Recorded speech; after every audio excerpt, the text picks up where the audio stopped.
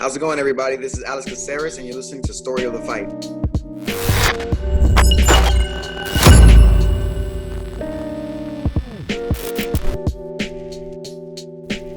Thanks. Oh, shit. All right. Well, a bonus episode going on right now, Will. Yeah. Right? Last week, if you didn't tune in to last week on Story of the Fight, we had a conversation around UFC Vegas 22.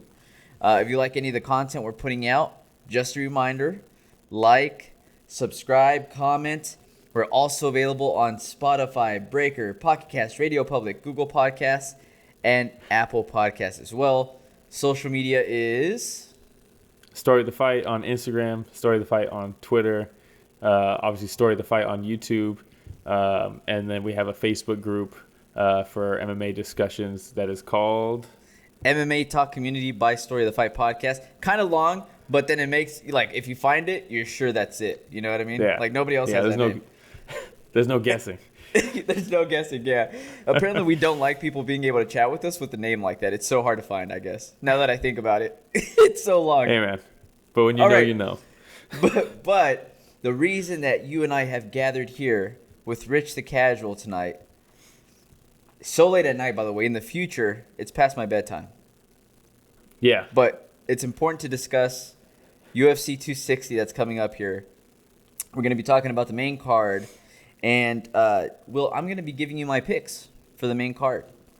Picks and predictions. You know, this fight Picks was and this predictions. card was a little butchered and moved around quite a bit. So it's still subject to change. I wouldn't be surprised if some of these fights might not end up on the main card and they might be swapped with other ones. But as of right now, what is it? Thursday, the 25th, 8 o'clock in the past. This is 10 the main o'clock card. in the future. Yes. 10 o'clock in the future. Your moment of silence coming up here after the fight Well, we'll is going get to be to- pretty long. yeah, we'll it's get going to to be that pretty on- long on, then. Yeah. I mean, there's only Yeah. 10 fights on this card for a pay-per-view. But I'll be honest, every fight is there's something to be excited for in each of these fights. Hey, Will, look into my eyes right now. You buying this card? I don't buy any cards. Okay, well, I guess I asked the wrong I asked the wrong person. But if money wasn't an issue and it didn't cost over $1,000 a year to be a UFC fan, this would be a card that I would purchase.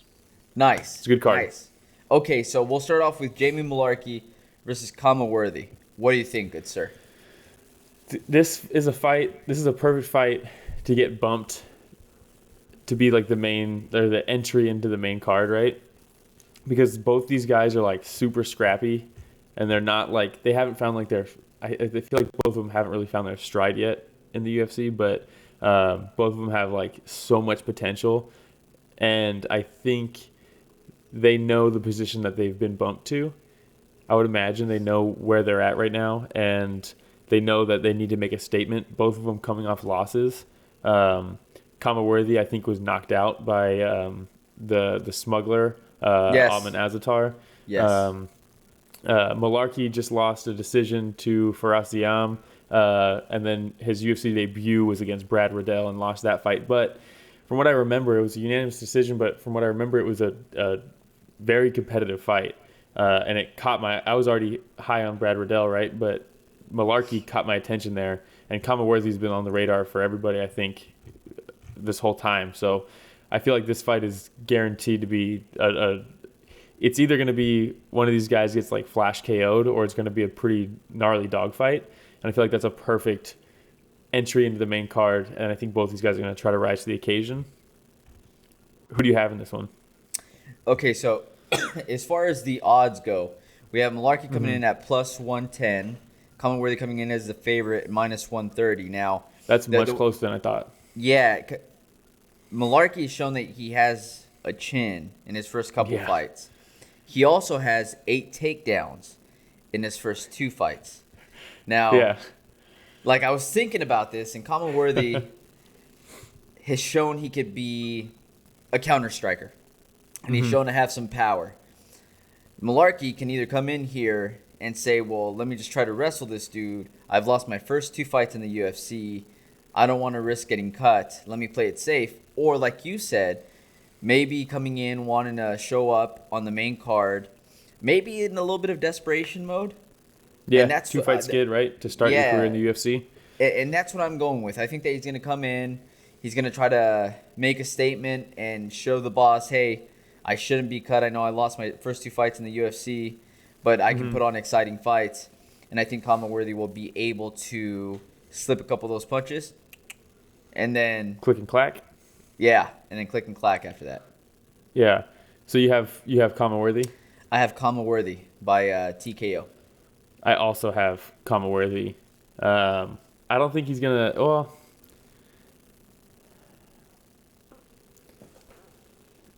Yeah, I'll go Khama also TKO, honestly. Now that I think about it. I think Mullarkey's tough as nails. I mean, he might drag it out. I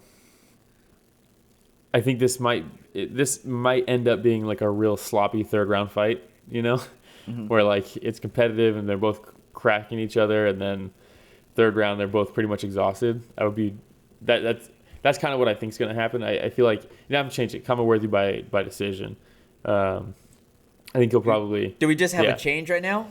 Yeah, we had a change. Still Khama, right? But I don't think he's going to be able to put Mullarkey down. I think Mullarkey's tough as nails, man. He is. He's super tough. If Brad Riddell couldn't finish him, I don't think Khama going to. The reason I'm going Khama TKO though, is because the last time he won by TKO, he was on the undercard for a fighter by the name of Miocic, also Stipe by some folks. Yeah. So I don't know, maybe something about fighting in those Miocic undercards that brings it out of your boy Khama. Yeah, it's going to be interesting to see how he bounces back from a knockout loss, 1st-round knockout in September. It'll be interesting. It will. It feels like that was much more recent, but I guess not. I feel like it was forever ago. Like, I feel like it's been a while since I've watched Khama fight, yeah. I feel like it was just like a couple months ago. That's crazy. But, by the way, it's going to be a great fight. That Miocic stat that I busted out saying that that's like a very like ESPN-esque. Like, very, yeah. When they're like, they're 2-0 and it's a full moon. Like, nobody gives a shit about that. You know what I mean? When they cherry pick, like, his he's the first pitcher ever to strike out the side after giving up 2 runs in the 4th and then coming out in the it's like exactly. Okay. Nobody cares about that. All right, so the next one, Gillian Robertson versus Miranda Maverick.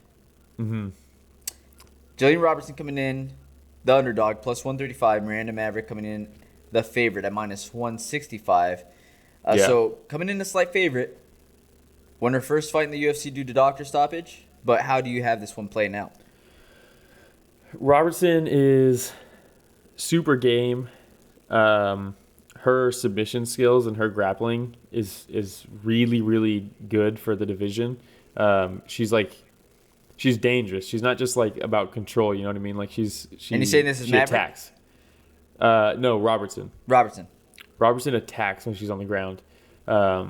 Like she's down there for a specific reason, and that's for submissions. That's why she's there. That being said, I think Miranda Maverick is going to be too bullish and too strong for her to be able to take her down. And I think if this becomes a stalemate as far as like takedowns go, Miranda Maverick is going to piece her up on the feet. And I have Maverick by TKO in this one. Ooh, I like it now. Yeah.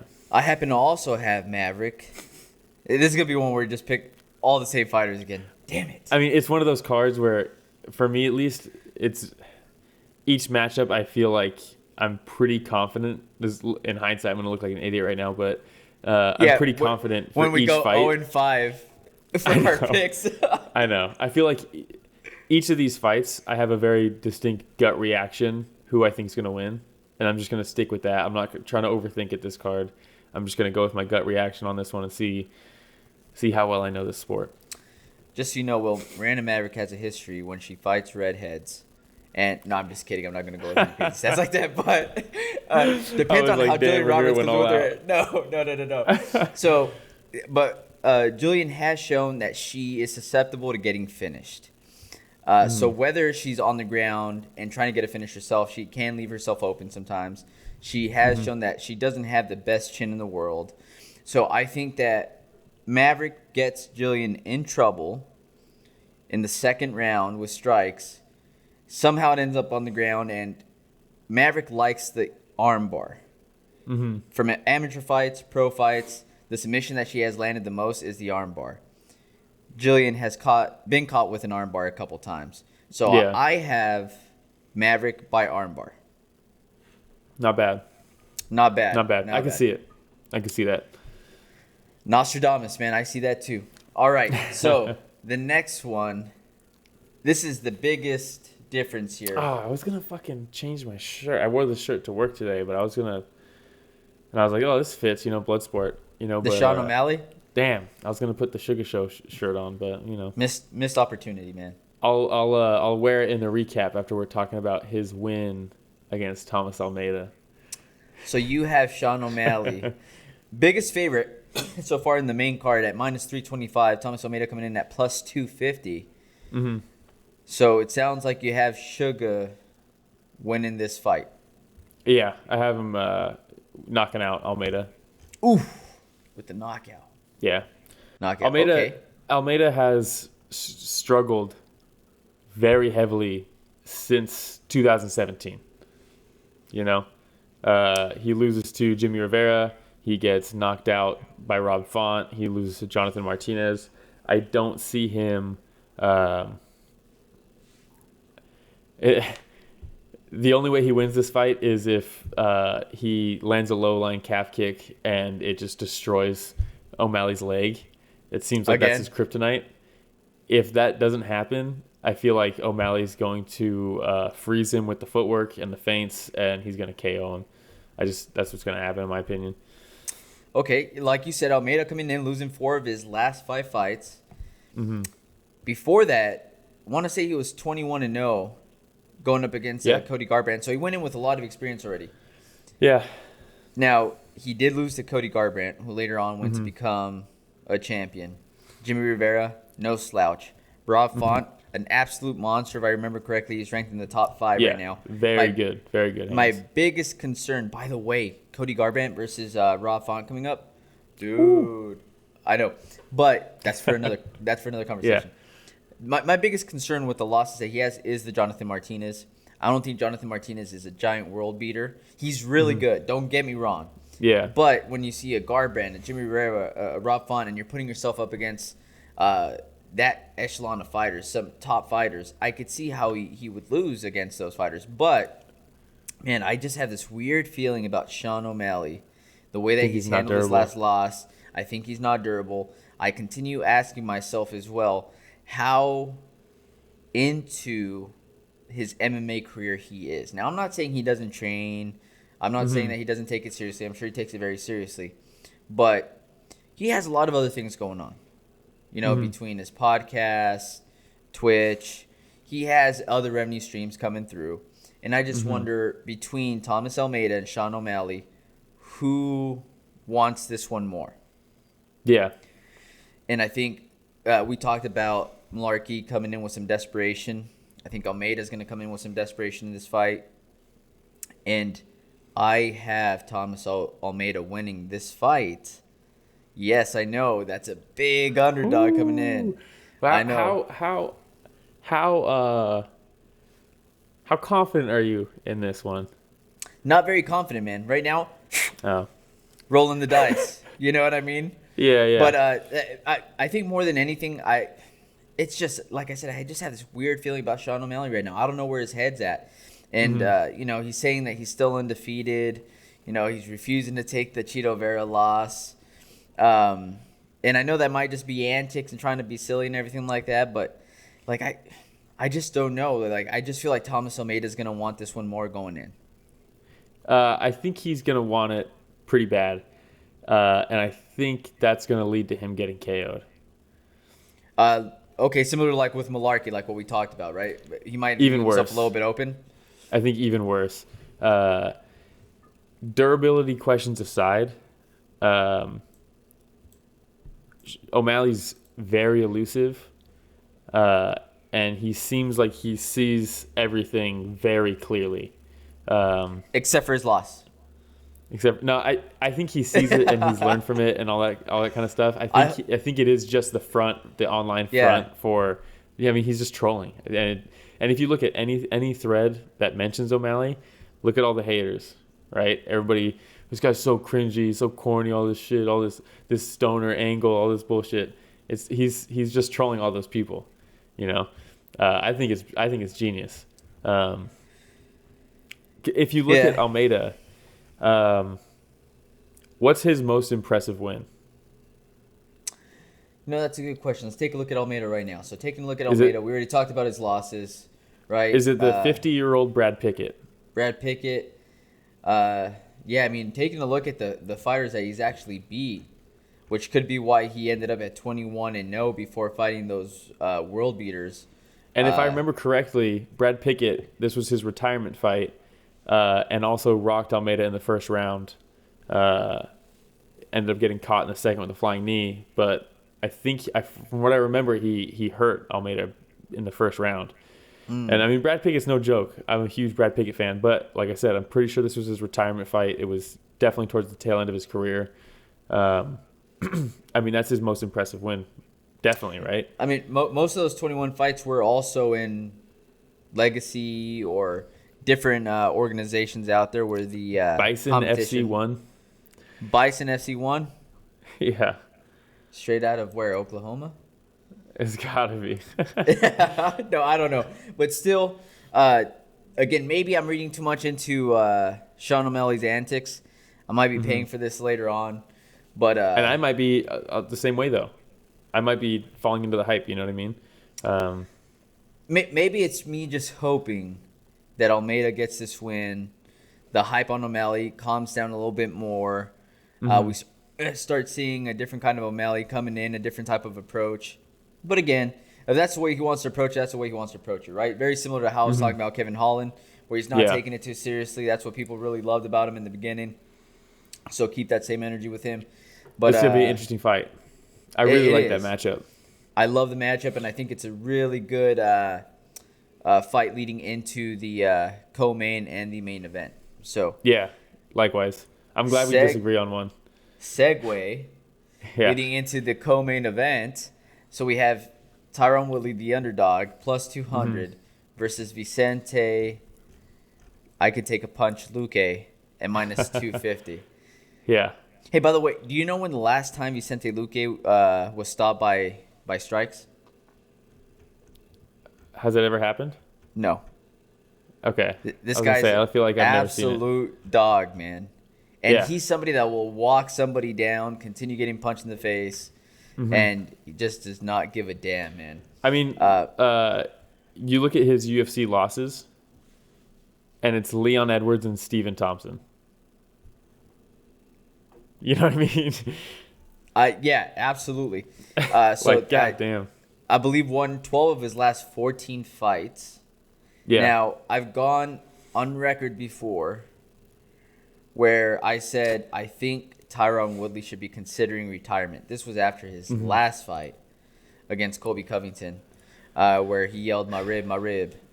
And I think that if he loses this fight, he will be fighting for a title in Bellator. I don't even know. If he loses this fight, I think he's done. I don't know what kind of contract he's on, and I think the only reason he's fighting this contract is he's probably on the same contract. The only reason he's taking this fight is probably because he's on the same contract that he was after he lost his belt, and they re-signed the contract, right? Because you lose the championship contract, but he's got to still be making good money, you know?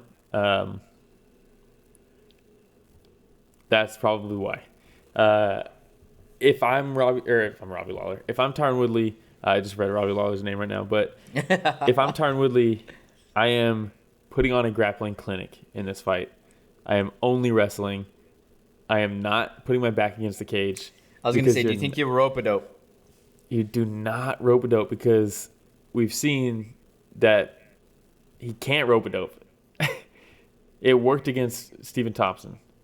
For whatever reason, It might work against Vicente Luque because if you look at the style of the 3 fighters he's just lost to, Gilbert Burns not as much, right? But Usman and Covington are pressure, never get tired. Gilbert Burns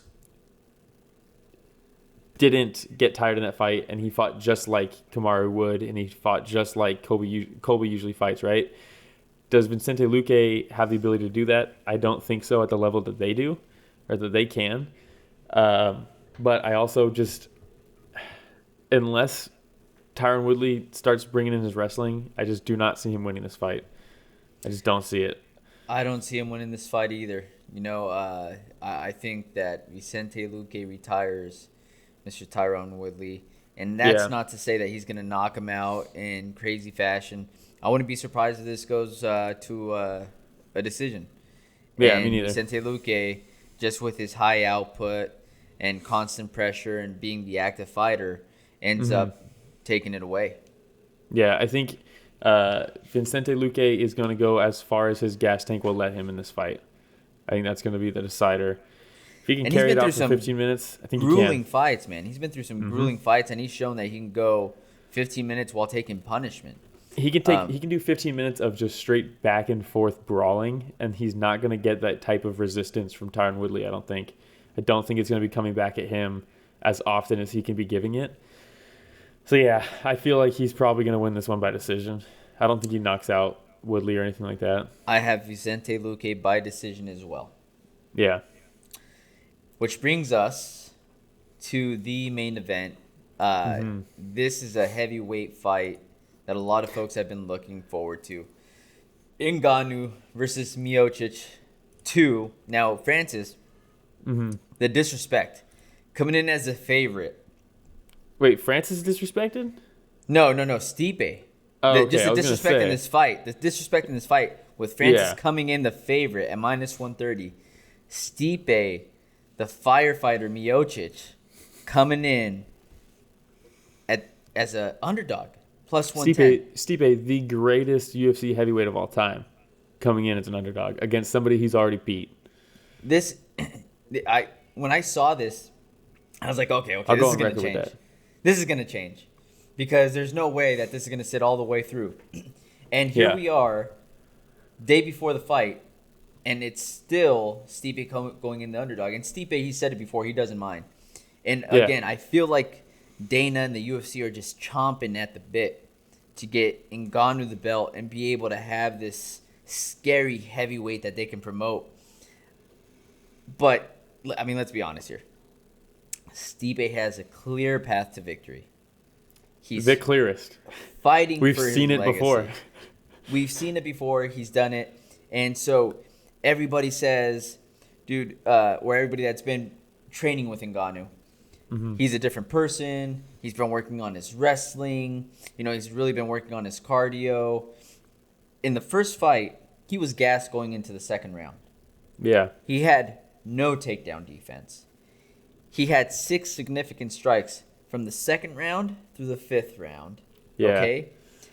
It wasn't there one round that was like 80-0 or something like that in strikes? It was ridiculous. It was something crazy like that. And for everybody to say like, yeah, like he's been working on it. I get it. And I'm sure that he has. I'm sure he went back from that fight and was super nervous to fight Derek Lewis. And then after that, he kind of started waking up again and being the old Ngannou. But doing it in practice versus doing it in the octagon, it's kind of hard to ride with what somebody's doing in practice until you actually see it in the octagon. And so far, this is what I've seen. Curtis Blades, 45 seconds. Cain Velasquez, 26 seconds. JDS, a minute and 11 seconds. RIP, JDS. Yeah, Rosenstruck. Rest in peace. Rosenstruck, 20 seconds. Is that enough for you to be able to say, like, Ngannou's a new man? No, because everybody's saying, I get people saying, look, he's been working on all this stuff. Cool. I'm cool with that. He has. I'm sure he has. I'm sure he has. I'm not cool with people saying he's shown that he's learned. He's shown this and that. He's shown this. He hasn't shown anything. The only takedowns he's stopped are Curtis Blades takedowns, which arguably aren't the most technical takedowns. He's very effective with them most of the time. Shoots from far away. But he shoots from far away. He ducks his head. He doesn't drive with his legs very much until he wraps you up. That's how you get knocked out. We've seen it with Francis now. We've seen it with Derek Lewis now. Like that's what happens. Stipe does not grapple like that. And it's different because, he can do all this stuff in training camp. But what happens if, in the first round, Stipe takes him down and he can't get off his back, and in between rounds he thinks, I'm in for a long night? What happens there? Exactly. What happens there? But PTSD, dude. He's got the equalizer. PTSD. Because I think that after Stipe gets the very first takedown, and this is a big if, because you just mentioned the equalizer. This is a big if. Since Stipe has fought Ngannou, he's been through a couple wars himself, man. You know, so the last time he fought Ngannou was back in 2018. Yeah. 2018. He's been through 3 fights with this guy named Daniel Cormier. Yeah. Where in one of those fights, it was a pretty bad knockout. Mm-hmm.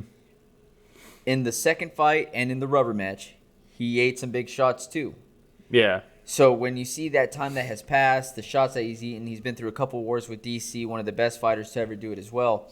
It just makes me wonder, because he ate some shots in the first Ngannou fight too. Yeah, especially the first round, right? Or only in the first round. So I just, like you said, it's just a big if, man. He's got that equalizer.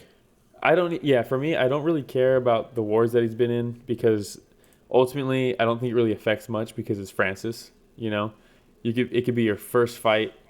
If he hits you correctly, you're going down.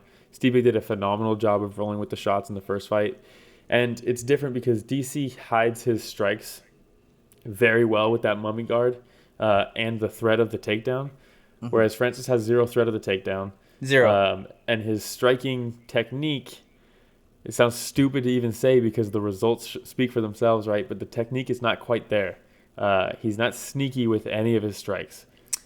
Just watch, for anybody that disagrees, just watch the footage with Rosenstruck. Yeah. I mean, his most recent fight, right? That was his last fight. Where he comes in, yeah, chin up. And if there's anything that I've learned, if there's anything that I've learned about Ngannou, is that he can take a punch, because he took a couple punches from Rosenstruck during that exchange. Mm-hmm. Granted, they weren't clean punches, because I think Rosenstruck was also stepping back at the same time, trying to avoid that heavy bomb. Mm-hmm. But we saw that he was hesitant and scared to get hit by Derek Lewis, and he's been able to take a couple punches since. But still, like you said, technique's not quite there. I still think Stipe is a better striker. He's a much better striker, and because of that, because of the looping, the telegraphing, all that kind of stuff, the lack of setups, that kind of stuff, it allows Stipe to see what's coming and roll with them and anticipate the shots a lot better than someone with the striking of like Daniel Cormier, where, like I said, very deceptive with his striking, sneaky, and the threat of the takedown, you're thinking about that, here comes the shot, out of the clinch, all that kind of stuff, right? You don't see it coming, that's what knocks you out. You see all of Francis's shots. Obviously, he knocks people out all the time. That being said, Stipe took shots from Francis that we haven't seen anybody take before in their first fight. Yep. This fight, the first round is going to decide this fight. I could see it going a couple ways. Francis might start that first round completely frozen. He might be so worried about what happened in the last fight that he doesn't want to start until at least the second. He wants to maybe make some reads. Problem with that is if he's frozen and Stipe can get in on him and take him down or shoot at least, I think he probably gets the takedown. That's probably going to decide the fight. If Stipe can take him down in the first round, I think it's a long night for Francis. That being said, if Francis does not start slow and freeze, his best chance really is blitzing him and trying to get that knockout. That's his best shot in this fight, in my opinion. After that first fight, I want to say that Stipe said it's not – he hits hard. Yeah. I've been hit hard before, but you see all his punches. The punches that you see coming at you aren't the ones that knock you out. It's the ones that you don't expect. Yeah. And like you said earlier, with him telegraphing all those shots, might be a little bit easier for Stipe to be able to at least roll with some of those punches. Yeah, definitely. I mean, that's how I see it going. I think Stipe probably wins this fight, 5-round decision, winning all 5 rounds. That brings me to my 3-bet parlay, Will. Yeah. So I'm going to be going Vicente Luque. Mm-hmm. Then I'm going to go Stipe Miocic. And then I'm going to go the over on the Francis Stipe, which is 1.5 rounds at plus 130. Yeah. Nice. Right? So, Yeah, because if it goes over, it's probably not going to go to Francis. Unless Francis completely takes that first round off and doesn't get taken down and is still fresh by the second. If that's not what happens, then it's over. Yep. You know? So I feel pretty comfortable with that parlay. Yeah, not a bad parlay at all. And let's not forget just the immigrant mentality from Stipe Miocic, as Joey Diaz likes to point out. You better pack 2 lunches. Well, I mean, that's it for the main card, man. Do you have anything else? No, I don't. It's a really good card. I know people are bummed that a lot of the fights got canceled and it got moved around and stuff like that, but it's still a fantastic card. 10 fights. Each one is great, though. I'm still excited. I am too. Will hit me up with a stream because I don't know if I'll be buying this one, but either way, send it to your boy. And for anybody that's listening to this, you agree, you don't disagree, let us know in the comments. I love hearing when people, just talk and let us know what you think. You know what I mean? Yeah. Where's Nevro at? I love hearing everybody's, shout out to my boy Nevro. I want to know Nevro's picks. I want to know Andrew's picks. I want to know George's picks. Yeah. Okay, hey, Rich the Casual, you on? Yeah, what's good? Are you picking Francis Ngannou or are you picking Stipe Miocic? I'm going with Stipe. Nice. So that's it. 3 of us right here. And did you do any research for this fight, Rich? No, I don't even know if I was listening when I heard y'all's picks, so that was me without influence. What makes you think Stipe is getting it done? Oh, I mean, his name is way cooler to spell. Stipe Miocic. It's a great name. Francis Ngannou's name? No slouch, though. Hey, if you got an apostrophe in your name, pretty cool. That's saying something. All right, so that's it for this special episode of Story of the Fight. Again, leave the comments, give us a follow, subscribe. Goes a long way. And then we'll talk to everybody this weekend after the fights. Yeah, we'll have our recap posted Monday morning. You know, awesome. You can talk shit and say we told you so on certain fights, on the ones we get wrong. But yeah. Holla at your boy after my parlay hits, or laugh at me after I lose my money yet again. All right, thanks for listening this week, everybody. Appreciate it.